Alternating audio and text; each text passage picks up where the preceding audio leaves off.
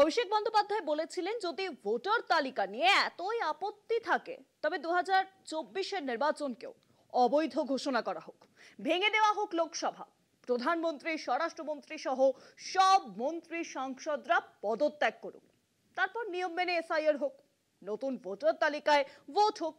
অভিষেকের এই দাবি বোধহয় বিজেপির ভালো লাগেনি। মাঠে নেমে সরাসরি ব্যাটিং করতে নামলেন এবার অনুরাগ ঠাকুর। ডায়মন্ড হারবারে নাকি শুধুই ভুয়ো ভোটার, ভুয়ো মুসলিম ভোট, আর তাতেই নাকি বাজিমাত করেছেন অভিষেক। এবার সেই অভিযোগের পাল্টা দিল তৃণমূল কংগ্রেস, তথ্য প্রমাণ সামনে এনে একেবারে ইয়র্কার। অনুরাগ ঠাকুর কি পারবেন উইকেট বাঁচাতে? বিজেপি নেতা অনুরাগ ঠাকুর ডায়মন্ড হারবার নিয়ে যেসব অভিযোগ করেছেন তা ভিত্তিহীন ও ভুল তথ্যের উপর দাঁড়িয়ে আছে। বৃহস্পতিবার তথ্য প্রমাণ দিয়ে সেই অভিযোগকে কার্যত উড়িয়ে দিল তৃণমূল। এই অভিযোগগুলোর বাস্তব ছবিটা হলো, ডায়মন্ড হারবার বিধানসভা কেন্দ্রে বুথ নাম্বার 265-র বাড়ি নাম্বার N001-এ মোট ভোটার আছেন 47 জন। বর্তমানে সেখানে 41 জন ভোটার আছেন। বাকি 6 জনের মধ্যে একজন মারা গেছেন, একজন ওড়িশায় থাকেন, 3 জনের বিয়ে হয়ে অন্যত্র গেছেন, একজন কর্মসূত্রে বাইরে আছেন।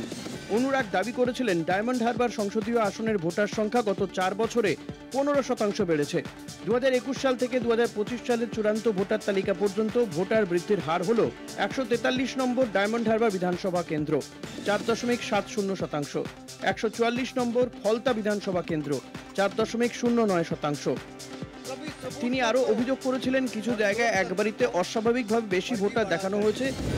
এখানে এন মানে ন্যাশনাল হাউস নাম্বার, যা ইআরও নেটে শুধু ভোটার তালিকা তৈরির জন্য ব্যবহৃত হয়। গ্রামীণ বাংলায় প্রকৃত বাড়ি নাম্বারের কোনো সরকারি ধারণা নেই, ভোটাররা তাদের বাস্তব ঠিকানাতেই থাকেন। সবকিছু খতিয়ে না দেখেই অনুরাগ মিথ্যে অভিযোগ করেছেন বলে দাবি তৃণমূলের।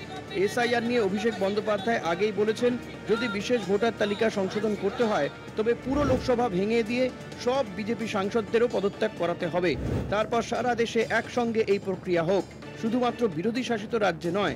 তারপরেই অভিষেককে আক্রমণ করেছিলেন কেন্দ্রীয় মন্ত্রী। বৃহস্পতিবার অনুরাগ ঠাকুরের কাছে এ বিষয়ে তথ্য প্রমাণও জমা দিয়েছে অভিষেকের প্রতিনিধি দল। কলকাতা টিভি।